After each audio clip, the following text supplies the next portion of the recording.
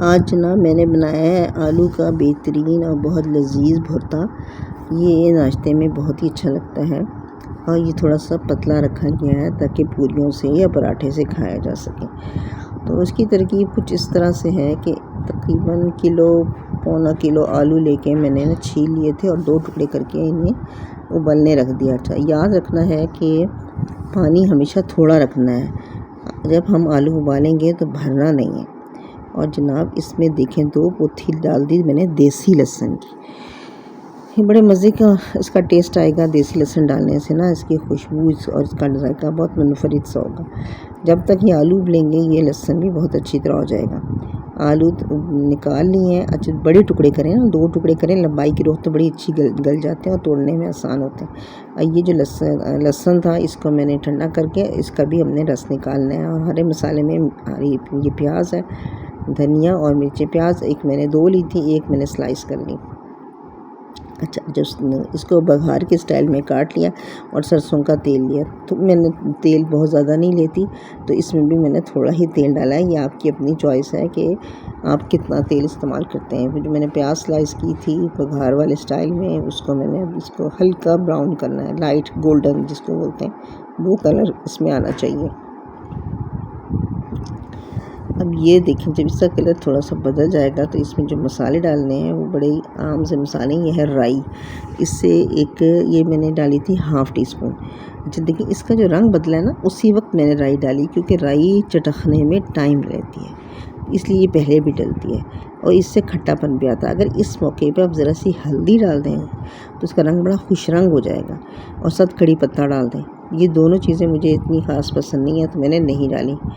और फिर मैंने जब ये इसका चटा किया तो ये 1/2 टीस्पून जो है ना ये लिया है सफ़ेद ज़ीरा। ये मैंने इसी में डाल देना है, इसी प्याज में डाल देना जब राई चटक जाए। और तब भी ये देख लेना है कि प्याज का देखें रंग नहीं बदलना चाहिए। रंग ब्राउन हुआ ना तो ये 1 सेकंड में काला हो जाएगा।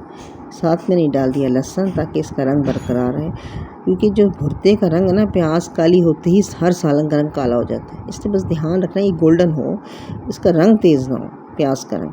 लहसुन डाल दिया। अब इसमें डालेंगे हस्बे जायका नमक और मिर्च आपके अपने टेस्ट के हिसाब से डलती है।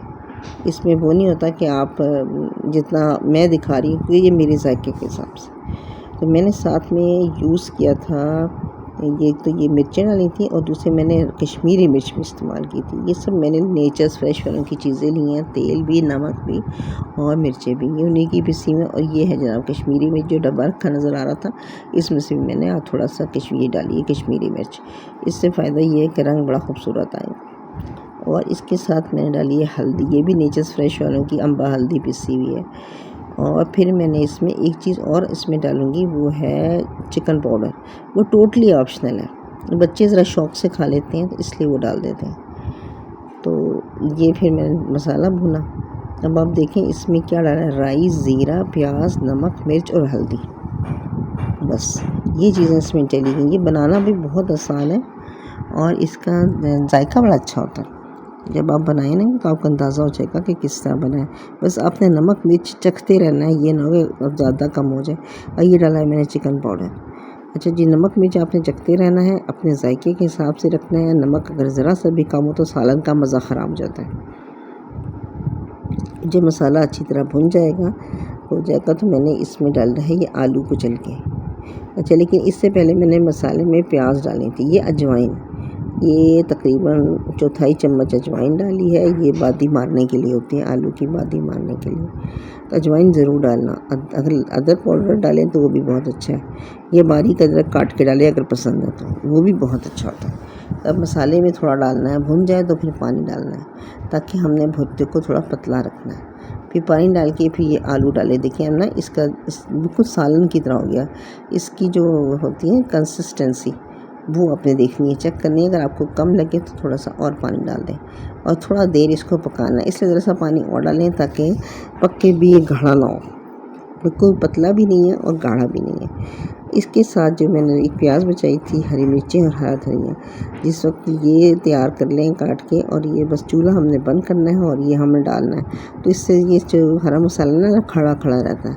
ख़ासतौर पे प्याज जो है ना वो बहुत अच्छी लगती है मुंह में आती हुई, जैसे गजर प्याज आएगी ना तो टेस्ट बहुत अच्छा होगा। तो ये चीज़ें डाली और साथ ही मैंने चूल्हा कर दिया बंद और लगा देंगे इस पर ढक्कन। थोड़ा सा इसे चला लें और फिर हमने इसमें लगा दिया ढक्कन, ताकि ये अपनी ही स्टीम में थोड़ा सा प्याज नरम हो जाए, खड़ी भी रहे और नरम भी हो जाए, बिल्कुल कच्ची ना रहे। अब जब इसको 5-7 मिनट पड़ा रहने दें, इसके बाद सर्व करने से पहले इसे खोलेंगे तो बहुत मज़ेदार किस्म का आलू का भुर्ता निकल के आएगा, जो जायके में भी अच्छा है, देखने में भी अच्छा है और आपको यकीनन पसंद आएगा।